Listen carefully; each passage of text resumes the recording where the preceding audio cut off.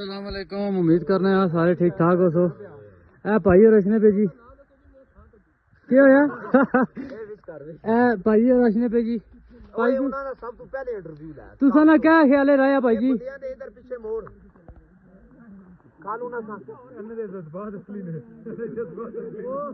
ए असी आए थे मूसे मसले जी।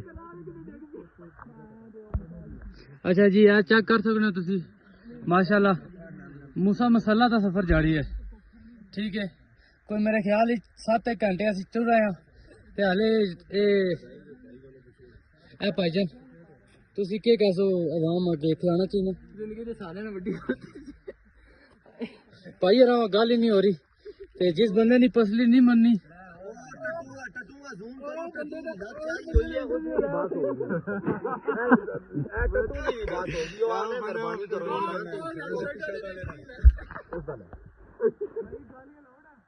नहीं नहीं ब्लॉग है जायज काट लेंगे